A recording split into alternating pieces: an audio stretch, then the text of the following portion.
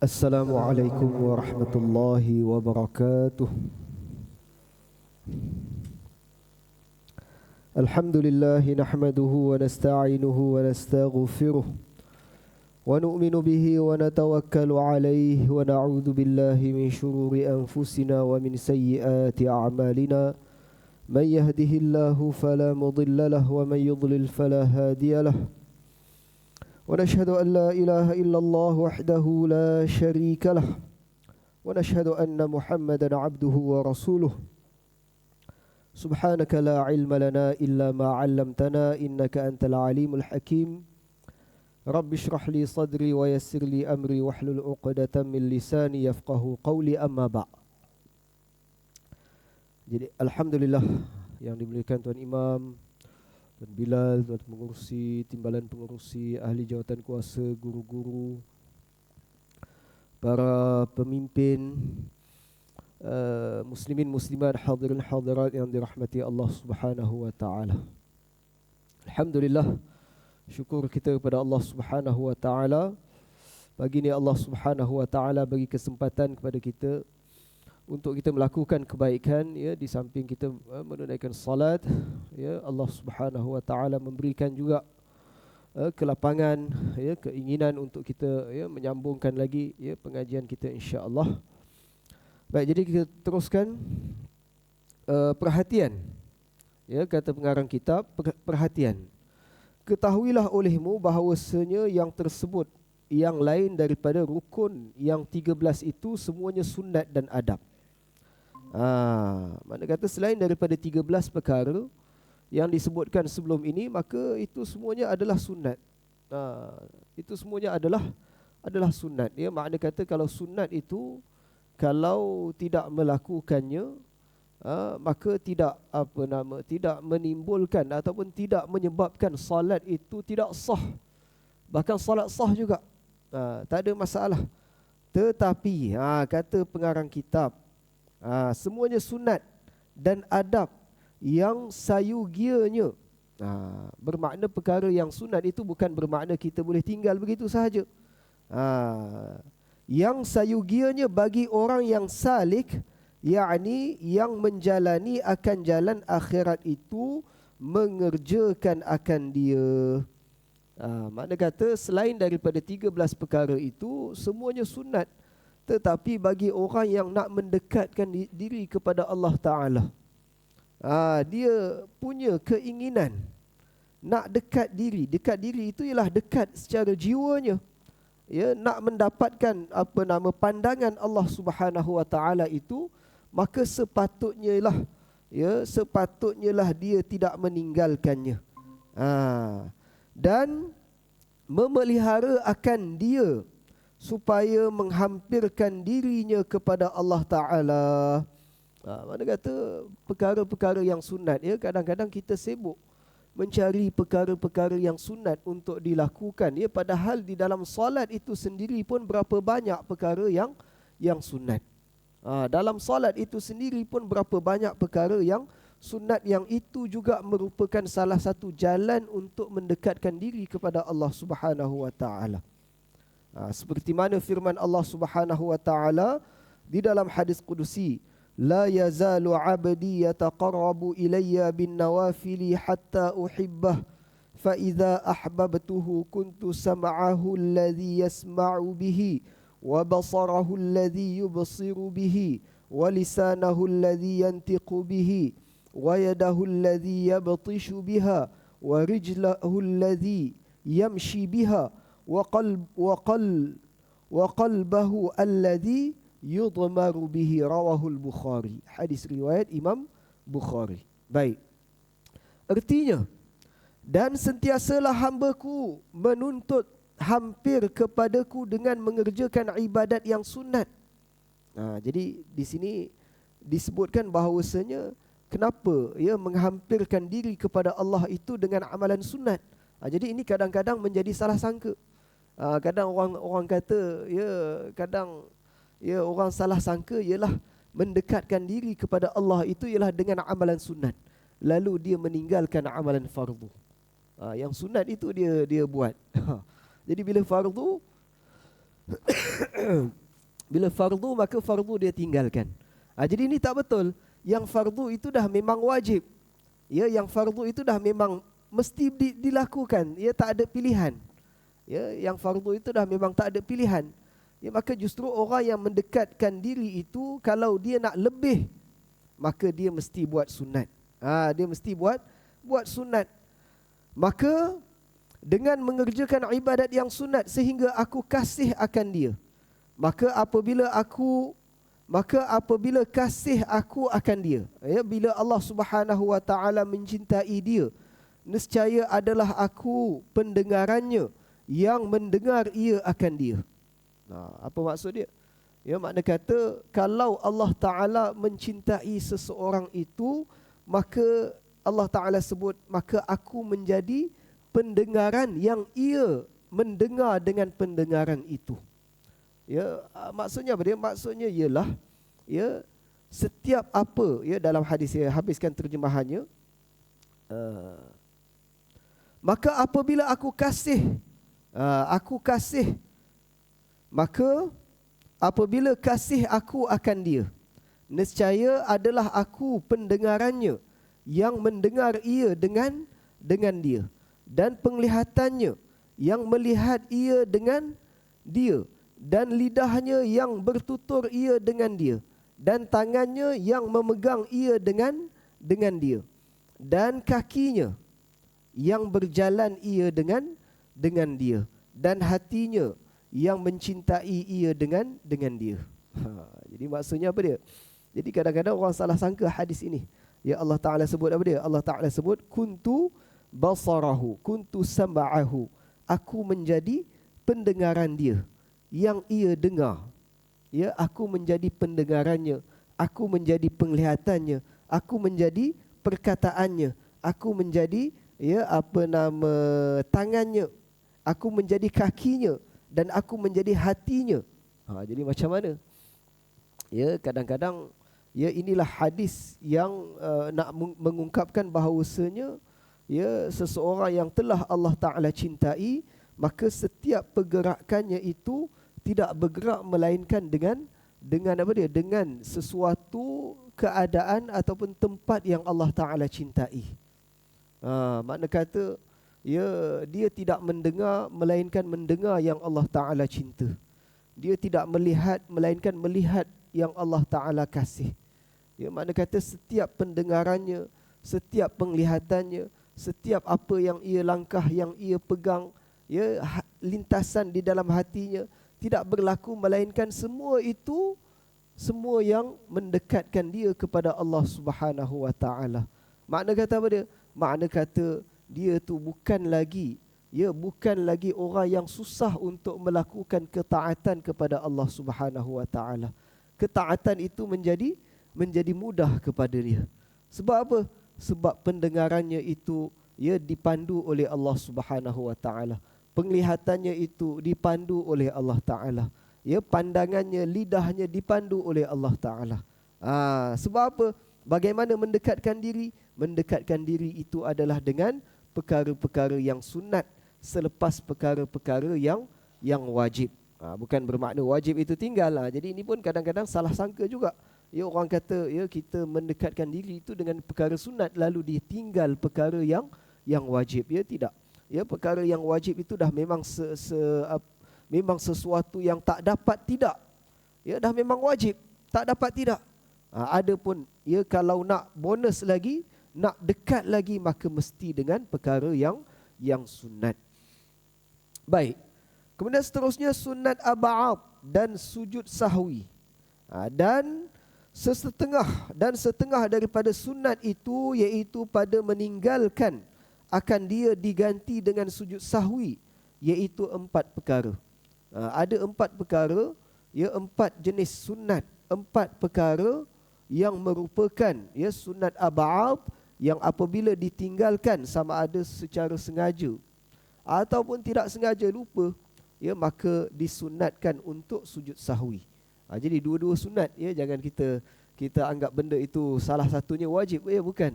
Ya, sujud sahwi itu pun hukumnya sunat juga. Ya, dan sunat ab'ad itu pun hukumnya sunat juga. Ya, cumanya sunat ab'ad ini dia berat, sunat yang dituntut, sunat yang dituntut, ya, tuntutan yang kuat. Ya, tetapi dia masih di tahap sunat.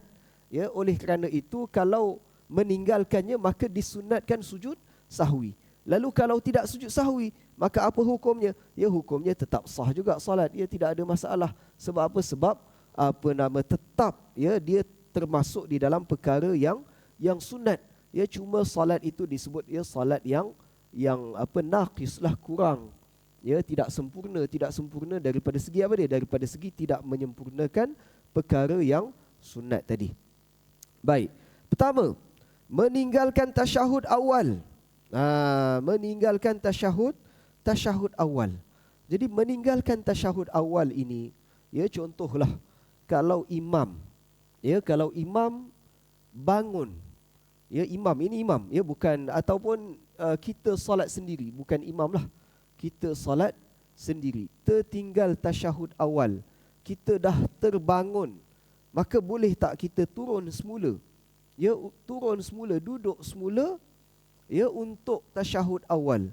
Maka jawapannya tidak boleh. Kalau seandainya dia duduk juga, ya, ini untuk imam dan orang yang salat sendiri, dia duduk juga, maka kalau dia duduk juga dalam keadaan dia tahu perkara itu tidak boleh, maka salatnya batal. Sebab apa? Sebab dia kembali semula kepada perkara yang sunat setelah dia masuk perkara yang fardu. Ya, fardu iaitu berdiri. Bila dia dah bangun, dah masuk fardu, maka sebenarnya tak boleh dia undur semula kepada yang sunat. Baik. Tetapi kalau dia makmum, kalau dia makmum, imam, ya, solat yang kedua, ya, dia biasanya imam dia Allahu Akbar dia ada apa dia? Dia ada panjang pendek Allahu Akbar tu. Ya, kalau Allahu Akbar lepas bangun rakaat yang kedua tu, kalau lepas tu tasyahud awal, biasanya Allahu Akbarnya pendek sikit. Tapi tiba-tiba Allahu Akbarnya panjang. Allahu Akbar. Makmum belakang pun ingat imam terus bangun, dia pun terus bangun naik. Padahal imam duduk tasyahud awal. Jadi kalau makmum, maka makmum ada dua pilihan. Dua pilihan. Sama ada dia nak tunggu imam dekat berdiri tadi, ataupun dia nak duduk, boleh, tak ada masalah. Dan afdalnya dia duduk semula. Tidak batal salat bagi makmum. Sebab apa? Sebab makmum itu tuntutan dia adalah mengikut kepada imam. Jadi dalam situasi ini dia ada dua keadaan ataupun dua pilihan. Sama ada dia nak tetap berdiri, sebab apa? Sebab dia dah masuk dalam fardu, ya, ataupun dia nak duduk ikut imam. Sebab apa? Sebab dia makmum, maka tuntutan yang lebih kuat kepada dia mesti ikut imam. Tapi kalau dia nak berdiri juga pun tak ada masalah. Ya, tidak batal solatnya. Solatnya tidak batal.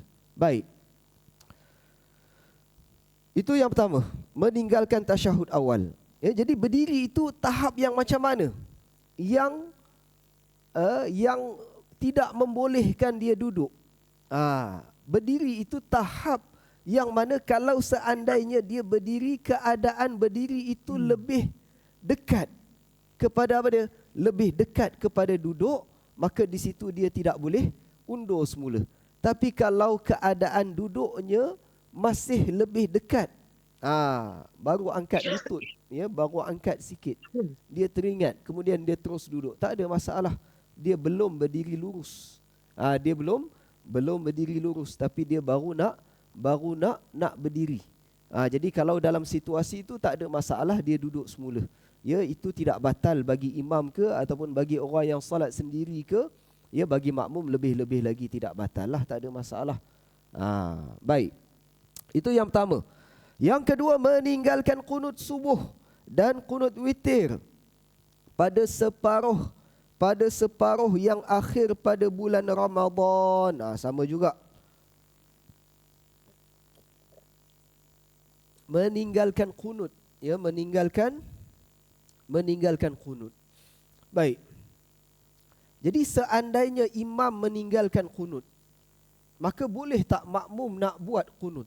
Ya, imam tak baca qunut, ya, makmum nak baca qunut. Ya, apa nama imam, apa nama kita kata imam tu dia lepas bangun daripada rukuk, dia terus sujud. Dia terus sujud. Ya, kita makmum, ya, imam lepas bangun tu dia terus sujud. Ya, tidak baca qunut. Baik, maka dalam masalah imam meninggalkan, ya, imam meninggalkan dalam tasyahud awal, ya, apabila imam meninggalkan, maka makmum wajib tinggalkan. Ya, makmum tak boleh buat. Ya, kalau imam tinggalkan, maka makmum buat, maka sembahyangnya adalah batal, tidak sah. Ya, makna kata tasyahud awal kalau imam terlupa bangun, ya, maka makmum kena terus bangun. Ya, tidak boleh kita tak boleh makmum buat. Dan apabila imam tinggalkan, maka makmum wajib tinggalkan. Namun apabila imam buat, maka makmum perlu tak buat, maka makmum, ya, boleh kalau dia nak tinggalkan, dia bangun terus, maka itu pun tidak mengapa. Baik. Yang kedua ialah qunut, doa qunut. Ya, doa qunut. Jadi kalau imam tinggalkan, maka makmum boleh tak tinggalkan? Maka makmum, kalau imam tinggalkan, maka makmum dalam masalah qunut ini, imam tinggalkan, makmum.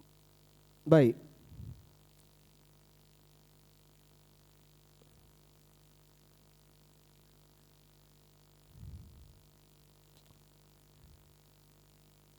Baik, kalau imam tinggalkan qunut, maka makmum mesti tinggalkan ataupun tidak? Ya, makmum boleh lakukan qunut. Dalam masalah apa dia? Dalam masalah qunut. Ya, kalau imam tinggalkan, makmum wajib tak tinggalkan? Ya, makmum tidak wajib tinggalkan. Boleh sahaja kalau makmum nak buat. Ya. Tapi kalau imam buat, ya, ya, boleh tak makmum nak tinggalkan? Ya, boleh juga. Ya, qunut ini tidak ada masalah. Mana kata kalau makmum buat, maka imam buat, makmum tak nak buat, tak ada masalah. Ataupun imam tinggalkan, makmum nak buat, pun tidak ada masalah. Ya, boleh, tidak membatalkan solat itu. Tidak membatalkan solat. Cumanya di sini kalau imam tinggalkan qunut, kalau imam tinggalkan qunut, jadi kita tinggalkan qunut juga. Ya, afdalnya adalah kita tidak qunut juga dalam situasi imam tinggalkan. Tapi kalau kita nak qunut juga, itu pun tidak ada masalah. Cuma dalam tasyahud awal, kalau imam tinggalkan, maka makmum wajib juga tinggalkan. Ya, makmum tak boleh mukhalafah. Ya, tak boleh makmum tak boleh duduk. Ya, tak boleh kita kata tak boleh duduk, ya, imam terus berdiri, makmum duduk, ya, maka itu akan membatalkan solat makmum. Baik. Maka yang kedua ialah meninggalkan qunut subuh dan qunut witir pada separuh yang akhir pada bulan Ramadan. Yang ketiga, meninggalkan selawat atas Nabi SAW pada tasyahud awal atau pada qunut yang tersebut itu tidak selawat ke atas Nabi dalam tasyahud awal. Ya, tasyahud awal selawat ke atas Nabi adalah sunat aba'ad.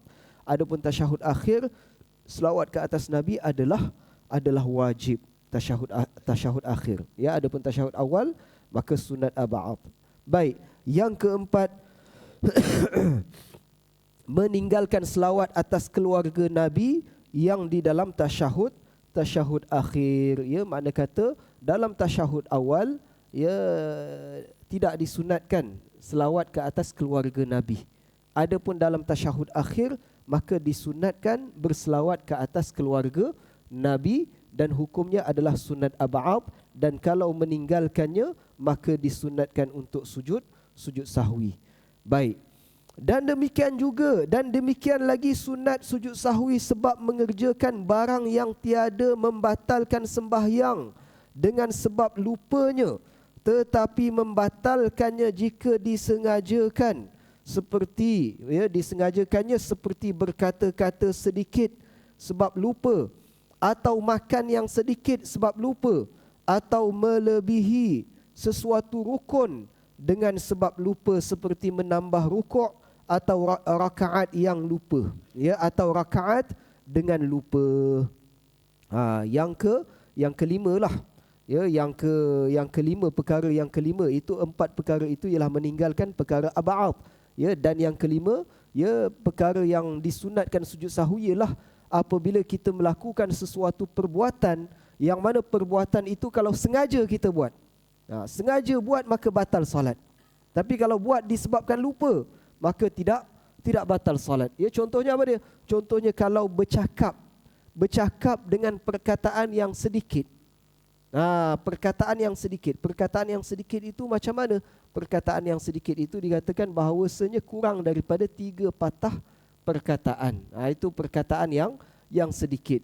Kalau tak sengaja, tiba-tiba terkhayal di dalam solat itu, maka dia bercakap, tapi bercakap itu perkataan yang sedikit. Maka kalau terlupa, maka tidak batal solatnya, tetapi disunatkan sujud sahwi. Ataupun termakan sedikit, makan sedikit, maka kalau terlupa, maka tidak batal solat, tidak batal solat, tetapi disunatkan sujud sahwi. Jadi ini beza solat dan puasa. Puasa ni kalau lupa, maka makan banyak macam mana pun tak batal puasa. Kalau lupalah, dah habis dah satu pinggan, tak batal puasa. Itu kalau lupa. Solat ni kalau sikit lupa, kalau sikit tak batal, tapi kalau banyak lupa pun batal juga.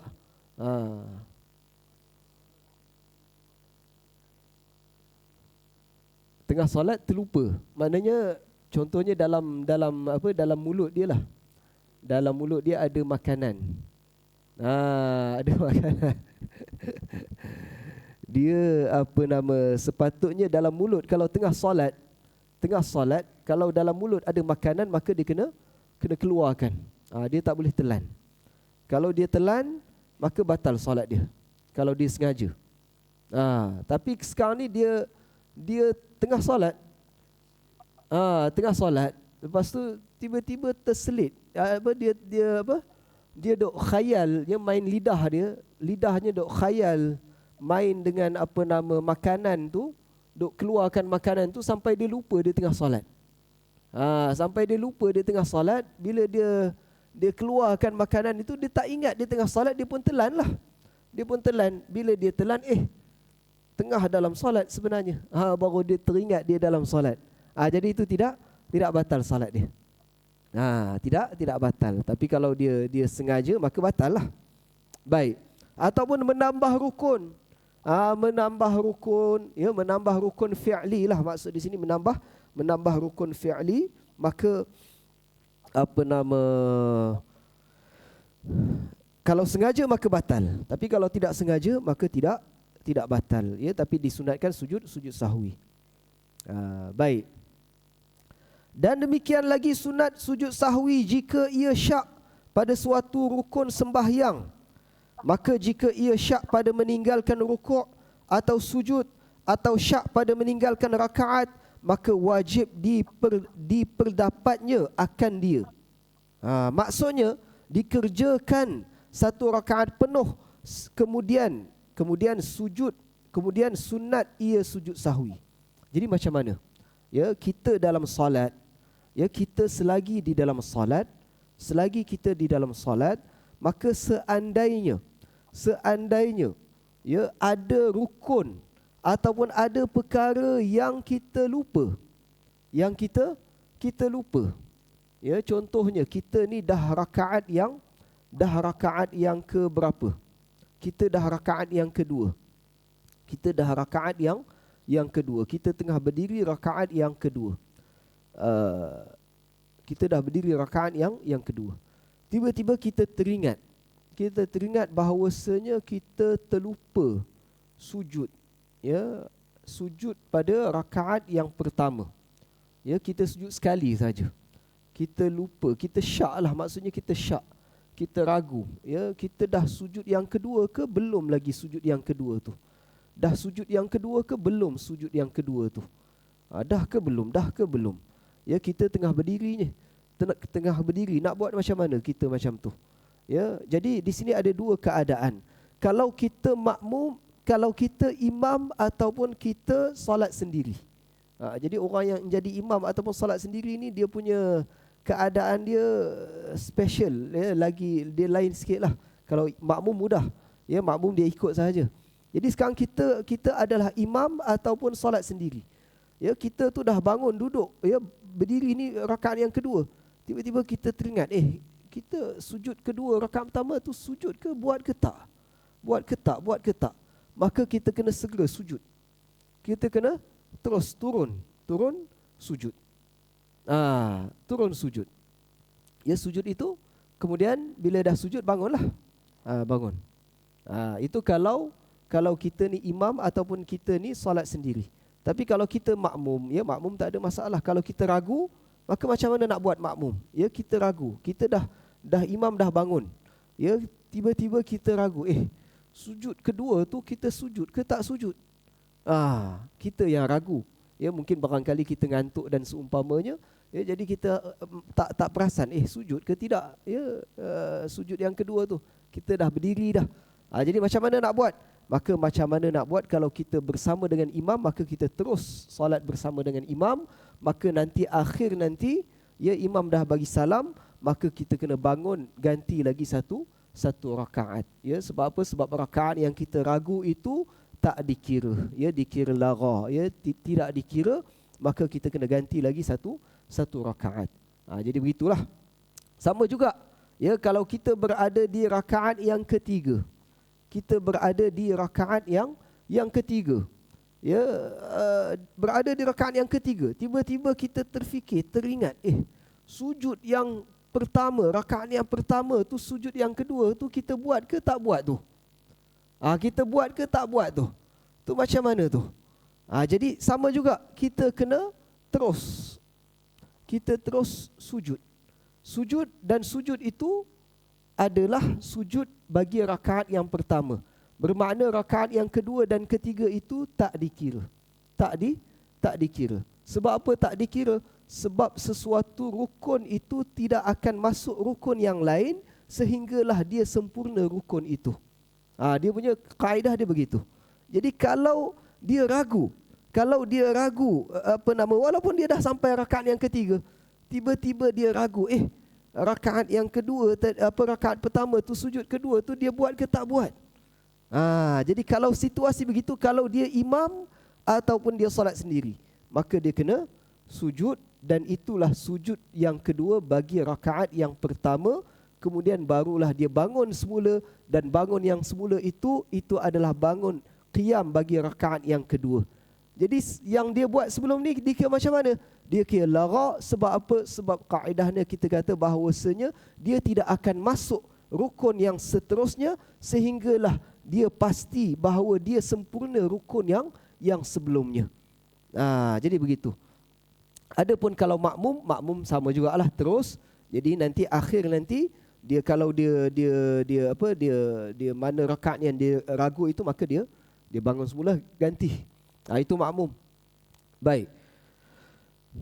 Adapun kalau setelah selesai solat, selesai solat, dah bagi salam, tiba-tiba, ya, kita teringat, ya, dah buat ke belum tu? Rukun tu dah buat ke belum? Ya, rukuk tu dah, sujud tu dah buat ke belum? Ya, kalau dah selesai solat, maka keraguan apa-apa pun maka dikira selesai. Melainkan dua rukun sahaja. Rukun sahaja, iaitu yang pertama takbiratul ihram dan yang kedua adalah niat. Dua rukun ini kalau dia ragu, dia dah selesai solat tapi dia ragu, ya, solat tadi itu niat ke tidak? Ya, niat ke tidak solat tadi itu? Jadi bila dia niat ke tidak, dia ragu, maka dia kena solat sekali lagi. Sama juga kalau dia dah selesai solat, kemudian dia kita kata ragu, Ya syak. Ya tadi tu takbiratul ihram ke buat ke tidak takbir tu? Ya ke terus ya masuk terus terus solat. Ya tak teringat dia ada takbir tu. Jadi kalau ragu pada takbir ataupun niat, maka wajib dia ulang balik solat itu. Sebab apa? Sebab takbir dan niat ini sekali sahaja. Takbiratul ihram dan niat ni sekali sahaja. Jadi kalau benda yang sekali itu ragu, maka kena ulang balik. Adapun rukun yang lain maka dia berulang-ulang. Jadi kalau ragu dan setelah selesai, maka hukumnya adalah selesai semua. Dikira buat. Jadi begitu. Ya, sila.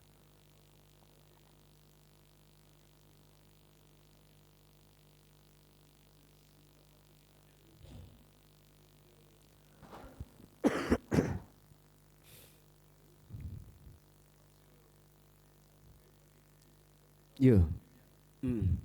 Silap. Kena niat semula.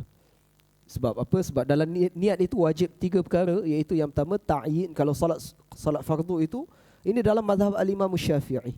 Dia ada 3 perkara yang wajib dalam niat. Niat itu iaitu yang pertama ialah ya usalli, iaitu sahajalah, mana kata tujuan, ya qasad. Ya qasad kita berdiri itu tujuannya untuk salat, ya untuk salat, usalli. Ya, itu yang pertama. Yang kedua ialah menentukan salat itu, ya salat apa, fardu zuhur, asar, dan yang ketiga ialah fardiyah.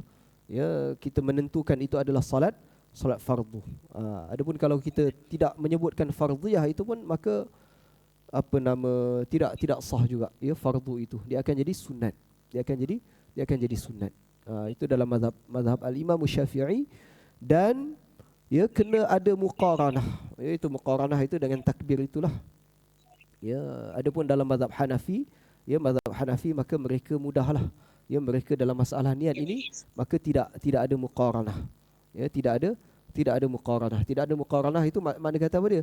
Makna kata ialah mereka tidak wajibkan niat itu mesti, lintasan niat itu mesti dalam takbir itu, tak ada. Ya, bahkan mereka niat itu sambil berjalan pun boleh niat. Ya, dalam berjalan itu kemudian takbir sahaja. Ya, makna kata dah memang tujuannya untuk solat, ya untuk datang untuk solat, ya maka dengan solat itu solat zuhur, maka dia jadi solat zuhur lah. Itu dalam mazhab Imam Abu Hanifah. Ya, namun apabila kita adalah bermazhab al-Imam Syafi'i, ya maka selagi boleh kita ikut, ya maka ikutlah, ya mazhab al-Imam Syafi'i. Ya, namun mungkin kalau ada yang diuji dengan penyakit was-was, penyakit was-was, ya nak takbir pun susah, ya maka ya sebagai langkah perubatan lah, ya bukan selama-lama, bukan selama-lamanya taklid kepada mazhab al-Imam Abu Hanifah, bukan, ya tetapi sebagai langkah, ya untuk mengubat, ya maka taklid lah, ya kena niat taklid. Dan taklid kita apabila nak mengikut sesuatu mazhab yang lain, maka mesti niat taklid, mesti niat untuk mengikut mazhab yang lain. Itu yang kena ingat tu. Kadang-kadang kita nak ikut mazhab yang lain tapi kita tak niat untuk ikut mazhab tadi. Jadi itu tak boleh sebenarnya. Itu tidak sah. Tidak sah mengikut sesuatu mazhab yang lain tanpa kita niat untuk mengikut mazhab itu. Ya, sebab apa? Sebab kita bermazhab al-Imam Syafi'i. Jadi kita tidak boleh mengikut mazhab lain melainkan dengan niat mengikut mazhab itu. Jadi ketika kita nak mengikut mazhab Imam Abu Hanifah, maka kita juga mesti niat mengikut mazhab Imam Abu Hanifah. Dan begitu juga, ya dalam keadaan perkara yang mewajibkan salat juga, ya seperti wuduknya juga, maka mesti mengikut, ya dalam mazhab al-Imam Abu Hanifah juga. Ya, dalam situasi wuduknya perbezaannya sikit sangatlah wuduknya, ya kalau dalam mazhab al-Imam Syafi'i kita kata wajibnya ialah sedikit sahaja, ya sapu kepala. Ya, mereka yang wajib ialah sebesar 4 jari, itu paling sedikit. Jadi dalam sapu kepala itu, maka dan sapu kepala dan wuduk itu pun mesti niat taklid juga. Mesti wuduk itu pun mesti taklid, ya kita wuduk mengikut mazhab Imam Abu Hanifah. Jadi barulah ya salat kita itu sah, ya dan taklid kita itu sah. Ya, kita tidak boleh taklid dengan satu perkara sahaja. Sebab apa? Sebab kalau kita nak taklid, maka kena taklid dengan semua masalah itu. Ya, kalau dalam masalah solat itu, maka semualah wuduknya dan solatnya, kedua-duanya sekali. Ya, dan sama juga bila perkara yang membatalkan wuduk pun, perkara yang membatalkan solat juga. Bila kita dah taklid kepada mazhab Imam Abu Hanifah dalam masalah solat dan dalam masalah wuduk, maka di situ juga perkara yang membatalkan wuduk, perkara yang membatalkan solat juga, ya, mesti kena ikut juga. Ya, kita tidak boleh ikut kepada mazhab al-Imam Syafi'i, ya, perkara yang membatalkan, ya, kita ikut. Jadi tidak mesti kena ikut juga. Ya, antaranya, ya, kalau dalam mazhab Imam Abu Hanifah ya, perkara yang membatalkan salatnya adalah ketawa terbahak-bahak. Ya, ketawa terbahak-bahak juga adalah dia bukan batal salat juga, batal wuduk sekali. Dia batal salat dan batal wuduk sekali. Ya, dalam mazhab Imam Syafi'i kita batal wuduk, batal salat saja, tidak batal wuduk. Ya, mereka batal wuduk sekali. Ketawa terbahak-bahak maka batal wuduk sekali, dua-dua sekali. Salat batal dan wuduk pun batal. Jadi itu antara perbezaan lah. Ya, tak banyak beza pun. Ya, bezanya tak banyak. Cuma ada perbezaan. Tak. Luar daripada solat tidak batal wuduk. Sama dalam mazhab al-Imam Syafi'i, kalau kita memang tak batal wuduk. Ya, mereka dalam solat itu batal wuduk, batal solat dan batal wuduk juga. Kalau dalam solat. Kita batal sembahyang saja. Mereka batal wuduk, batal sembahyang dan batal wuduk juga. Jadi sebab apa? Ya, sebab apa? Alasannya ialah untuk memberi peringatan. Itu Imam Abu Hanifah ni dia keras, ya, dalam masalah ni dia keras sikit. Dia kata tidak sepatutnya, ya, hamba Allah Taala itu tergelak, ya, terbahak-bahak di dalam solat. Ya, mana solat itu kan kita menghadap kepada Allah Taala. Jadi tak sepatutnya dia ketawa terbahak-bahak. Jadi apabila dia ketawa terbahak-bahak itu, maka batal salatnya dan batal wuduknya juga. Sebab apa? Sebab dia telah melakukan senda, ya, mempersendakan. Jadi batal wuduknya juga untuk apa dia? Untuk memberi peringatan yang berat kepada dia. Jadi begitu.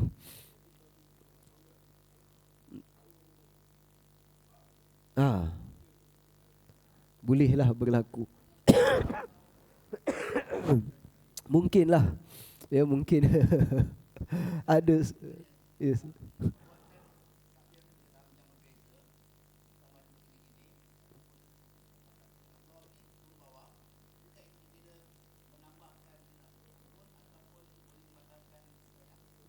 Gerakan. Tidak. Tidak menambah apa-apalah. Ya, makna kata selagi mana kita tidak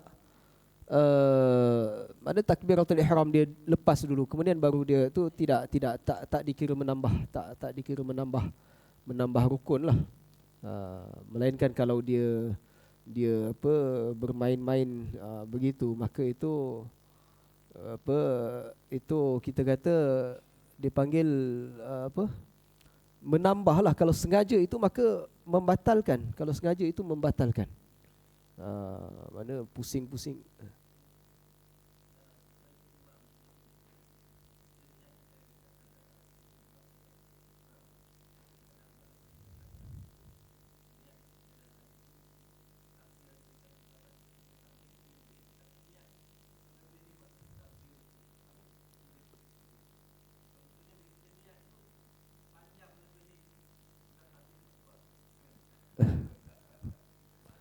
Jadi dia sebetulnya dia kena itulah.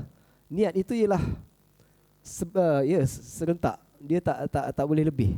Dia mesti muqaranah. Itu yang disebut muqaranah tu. Menyertai. Jadi kalau dia memang boleh lintasan dia macam tu, tak ada masalah. Sebab tu. Kalau kita masing-masing lah benda tu masing-masing. Ya, ada orang memang lintasan dia memang cepat. Ya, dia tak ada masalah. Ya, maka memang sebab lintasan hati ni memang laju sebenarnya. Dia memang laju. Lintasan hati ni memang laju. Dia lebih laju daripada perbuatan sebenarnya. Itu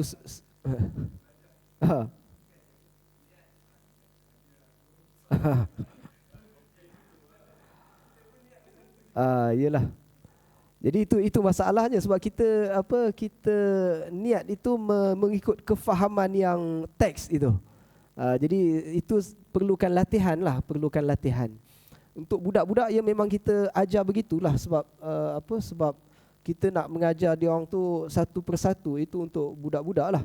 Tapi ada pun untuk kita kata yang dah kita ni mana kita latihan itu kita lintasan hati tu. Baik. Jadi ya.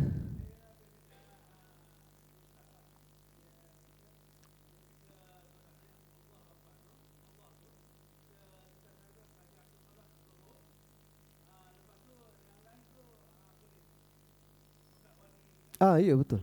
Dia 3 perkara saja, iaitu sahaja aku solat fardu zuhur. Dah selesai. Sahaja aku solat fardu zuhur. Selesai. Boleh, tak ada masalah.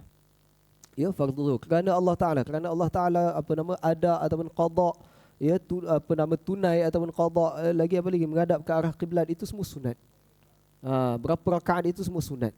Ya, adapun kalau makmum maka wajib. Makmum tu wajib. Kalau makmum maka kena tambah jugalah wajib. Wajib kena niat sebagai makmum. Adapun imam maka imam tidak wajib niat sebagai imam, melainkan di dalam solat Jumaat sahaja. Ya, imam wajib niat solat menjadi imam dalam solat Jumaat sahaja. Adapun dalam solat yang lain maka tidak wajib niat menjadi imam. Jadi sebab apa imam wajib niat solat Jumaat? Sebab solat Jumaat wajib dilakukan secara berjamaah. Jadi di situ imam wajib niat menjadi imam. Kalau imam tak niat jadi imam dalam solat Jumaat, ya, maka solatnya tidak sah. Ya, bukan solat dia saja, semua solatlah tidak sah. Makmum sama jugalah. Imam dia kira tidak sah lah, sebab tak dikira tak sebab dia kira jemaahnya tu, sebab imam tak niat, jadi tak niat jadi imam. Jadi makmum pun ikut sama jugalah. Bila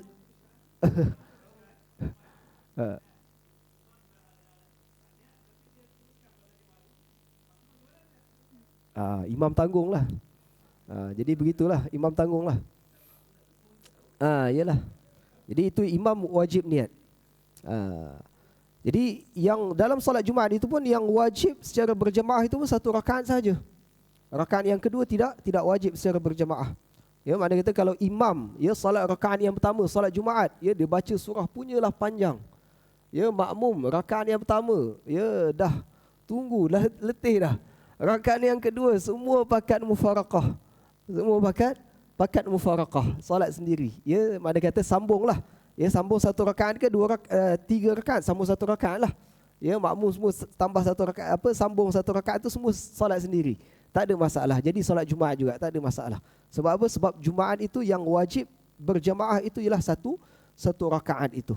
Jadi oleh kerana itu, kalau kita makmum dalam solat Jumaat, ini kadang-kadang masalah lah. Makmum dalam solat Jumaat, kalau kita masuk, kita sempat 1 rakaat bersama imam, maka kita hanya ganti satu rakaat sahaja. Kalau kita masuk bersama imam tak sempat 1 rakaat bersama dengan imam, kita nak ganti berapa rakaat? Kita wajib ganti 4 rakaat. Kita tak boleh ganti 2 rakaat. Tak sempat. Kita tak sempat 1 rakaat. Kita tak sempat 1 rakaat bersama dengan imam, maka kita tak sempat Jumaat. Kerana Jumaat wajib berjamaah 1 rakaat. Wajib berjamaah satu rakaat. Jadi kalau kita tak sempat, ya, masuk imam dah rukuk, dah bangun daripada rukuk dah, rakaat yang kedua, kita baru masuk, kita ganti 4 rakaat. Kita tak boleh ganti 1 rakaat dah. Tak boleh ganti 2 rakaat. Kita kena ganti 4 rakaat. Niatnya apa? Niat bukan niat zuhur, niat Jumaat juga. Niat Jumaat tapi ganti zuhur. Baik. Adapun kalau kita makmum masuk sempat 1 rakaat. Sempat satu rakaat. Jadi dia ganti berapa? Ganti satu rakaat. Bila dia ganti 1 rakaat itu, tiba-tiba ada orang datang. Orang yang kedua datang. Dia datang, dia cuit jadi imam lah. Ya, makmum yang naik itu dia nak jadi imam. Dia jadi makmum ni dia solat 4 rakaat ke ataupun 2 rakaat juga? Maka jawapannya dia solat 2 rakaat juga. Sebab apa? Sebab dia dapat, ya, bila dia dapat 1 rakaat, makmum ni tadi dia dapat berjamaah 1 rakaat bersama dengan imam, maka bermakna dia dapat Jumaat. Baik. Boleh sambung-sambung lah. Sampai habis. Sampai habis lah. Maknanya kalau dia tahulah, makna kata dia tahu. Dia tahu, dia tengok makmum ni, dia sempat 1 rakaat dengan imam. Dia pun masuk, maka dia pun akan dapat Jumaat. Dia pun akan dapat Jumaat, dia pun akan ganti 1 rakaat juga. Bila dia ganti 1 rakaat, datang orang ketiga pula, tengok. Pun sama juga. Dia pun dapat Jumaat, ganti 1 rakaat. Jadi begitu. Sampai habis waktu zuhur. Habis waktu zuhur dah selesai lah. Memang tak boleh solat Jumaat dah kalau habis waktu zuhur. Ya, habis waktu zuhur, maka dia akan jadi solat zuhur. Walaupun ada masih bersambung tak, maka dia tetap akan jadi solat zuhur. Jadi makna kata selagi dalam waktu zuhur, maka selagi dia dapat 1 rakaat itu, maka dia semua dapat Jumaat.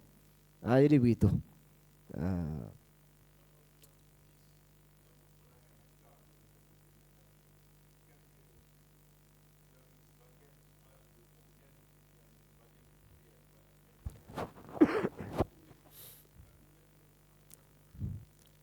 Boleh. Boleh. Itu dalam situasi yang mana kalau seandainya imam yang mengimamkan tentera itu seorang saja. Adapun kalau boleh ada dua imam, ya itu tak ada masalah lah.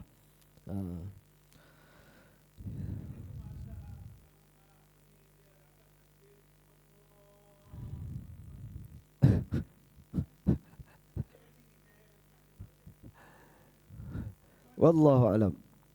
Dari segi sah, maka sahlah, tak ada masalah. Kita tak pertikaikan dari segi sahnya. Cuma dari segi afdaliyah itu, kita afdal yang seperti mana yang diterangkan oleh para ulama, begitulah. Baik, wallahu alam.